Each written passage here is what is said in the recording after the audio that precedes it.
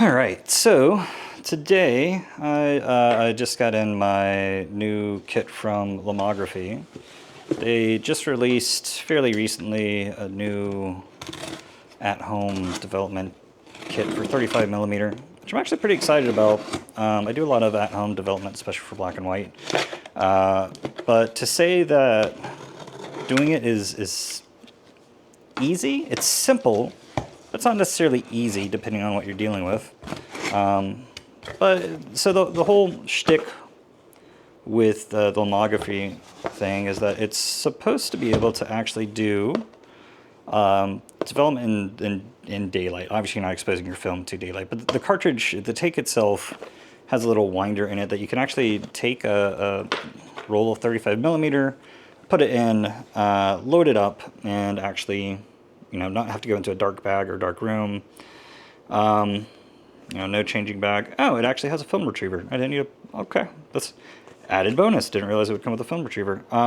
So we're going to give this a try. I got like the full combo kit. So yeah, goal today is to take this roll of 36 Ilford HP 400 and black and white film. Put it through the process, get it developed, and see what kind of results we get. So here's the challenge.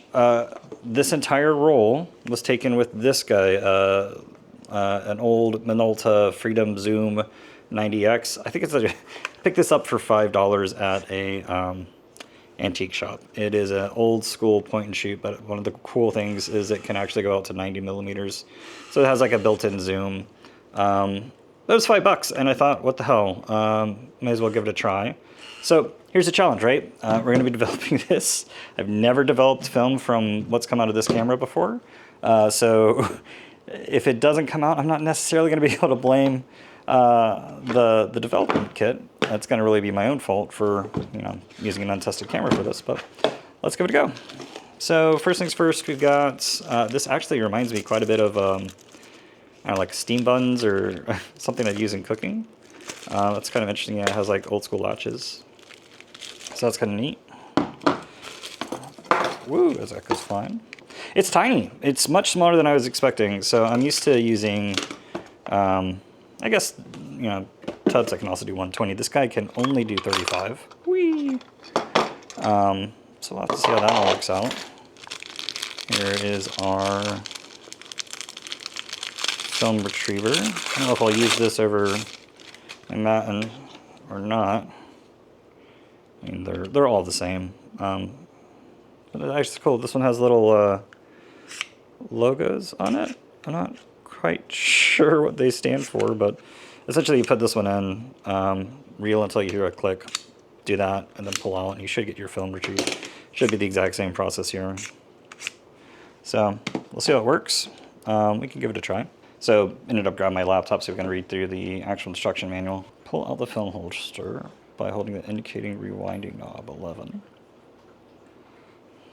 Okay. Oh, yeah, easy enough. Okay. Going to the sides of the tank, grip the developing cover and pull it to remove it. Okay. Okay. It's already got one in there. Take out the assembled developing reel and film spool. Why? Okay. Twist the upper film spool and lower film spool ports in opposing directions to unlock and detach. Okay. You have now successfully disassembled the tank and prepare for development. Okay, so take it apart to prepare it to develop. All right, before we get started, we need scissors. Check. Timer. Well, yeah, we'll use something for that. Measuring containers. Boop, boop, boop. We've got our, so we're using Cinestill's Monobath. It works great. This is a brand new bottle of it. So yay. Yep, we've got a jug of distilled water. Yay. Storage bottles don't need to worry about. Containers for safe disposal of film chemicals. Manual steps. Okay, if your film is fully retracted, okay, let's do the film retriever. Let's give this sucker a try. I'm not going to read the instructions. I'm just going to see if it works like every other film retriever in the world. Oh, whoa, okay, why is it?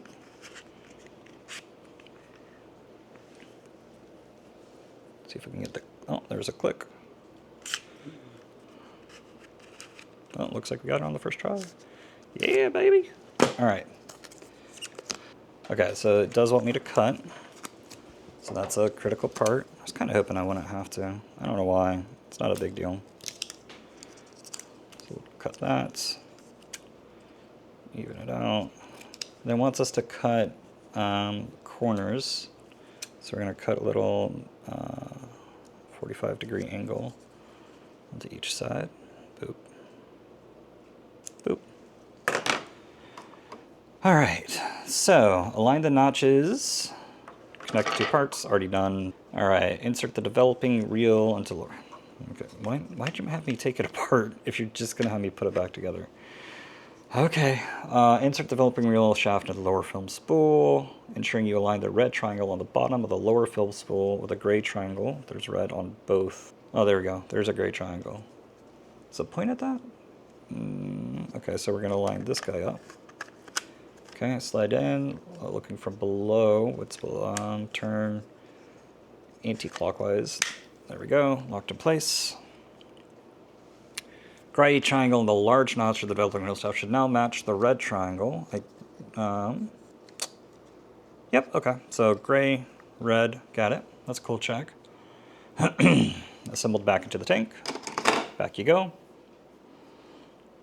Align the gray mark on the inside of the developing reel. Okay, so this is kind of like a lot of gray mark things. So we're going to look for that gray mark. Gray mark, okay, gray mark's right here.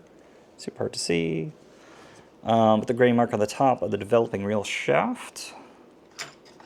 Okay, gray mark right here. So we're going to align those. This is actually kind of nice. Do I just click it in? Until you hear a click. Yep, sure enough.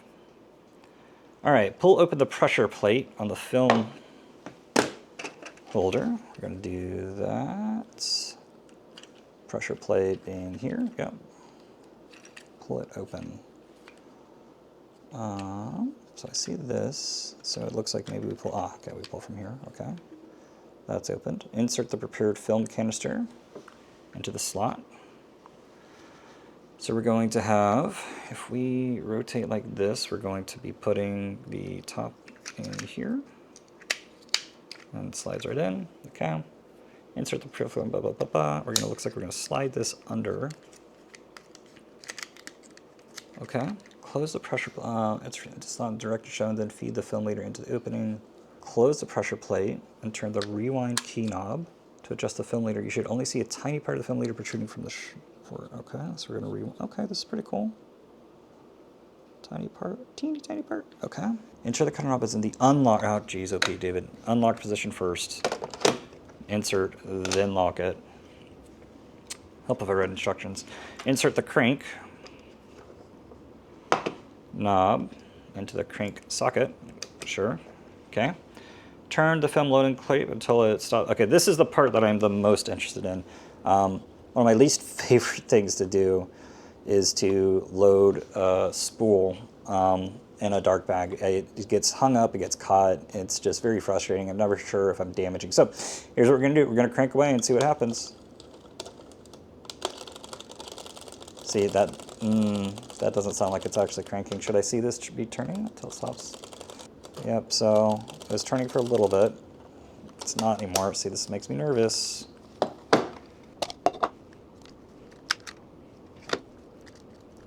See, that's all ripped and chewed and torn up. Whoa, okay, that's interesting. So when I did the crank thing, it actually ended up destroying a little bit of this film lead. Oh, it actually cut my film.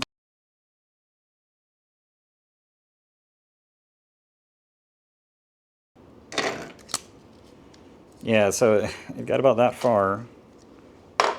Failed during the crank process by stripping that. And now we're likely going to start running into issues here where it's going to start eating through my first couple shots. Now that I understand how it works, it's not bad to set up, but my least favorite part of the loading process strikes again. But here we go. Load it back in, clamp it down, rotate it back just a little bit.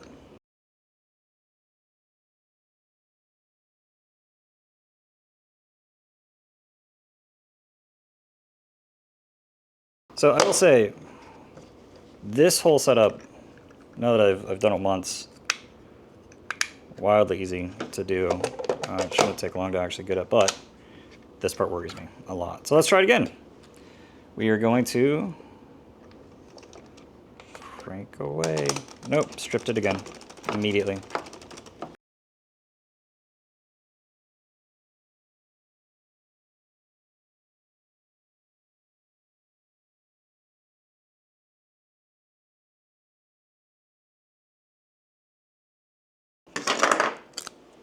Same problem, if I had to guess. Yeah, look at that. It wound under, and then yeah, completely stripped it. So it looks like happened here. If I'm debugging a little bit, it looks like when it wound. We're just gonna lose this whole roll. It looks like. So that's the one thing I would suggest if we can get this working. And I usually do bigger taper, so I'm just gonna do bigger taper. See if this helps at all. Do this on a roll that you're not particularly concerned with losing. Don't do this on a roll of Portra 400 or something, and cry every time you have to make one of these cuts. Thankfully, I'm not. Thankfully, this is a, kind of, I'm gonna say throwaway.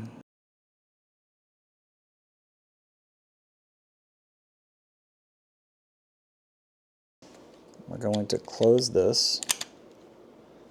We're going to rewind it back until there's barely anything showing. Maybe that's the trick.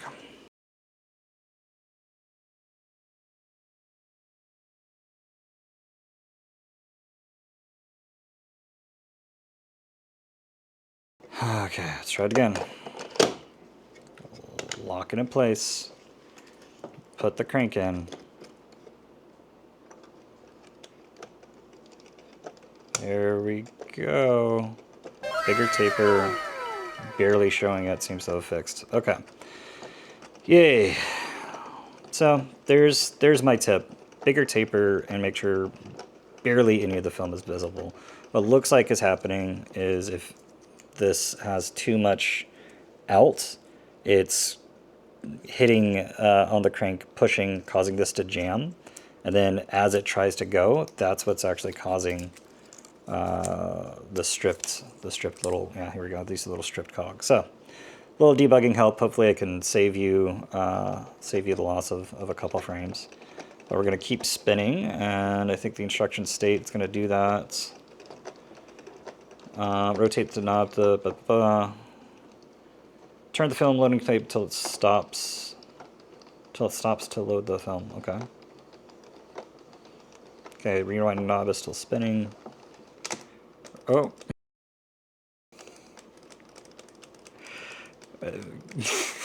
Stop loading the film. Okay. I do not like that crunch sound. Rotate the knob cutter to the cut position until you hear a click. Okay, so we're going to rotate it back. Click. Remove the film holder. The canister from your tank.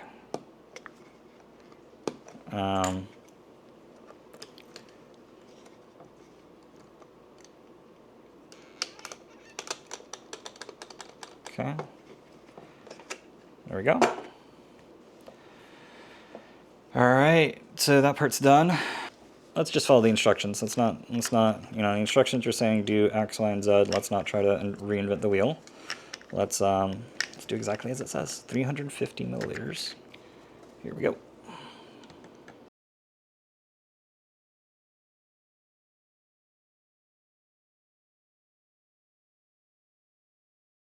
Okay, that's I'm not a developer. Then we're just gonna start a timer for 5 minutes and agitate away. And cue the 5-minute time lapse.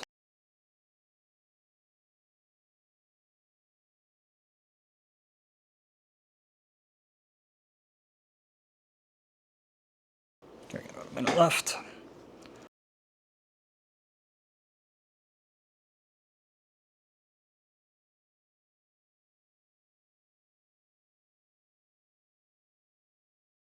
distilled water. Another 5 minutes of shaking and moving. I'll say I enjoy the agitation process of this better than, as weird as it sounds, better than rotating a tank. I know rotating tanks is highly monotonous. I've got like a little rotating thing, but I don't know. I hate it. Cue the fast stuff.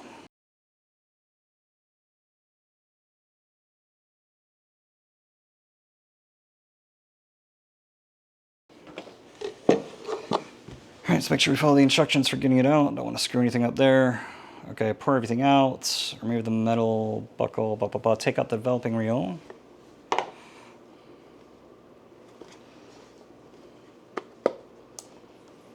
Okay. Oh. Oh, it's beautiful. What? Okay.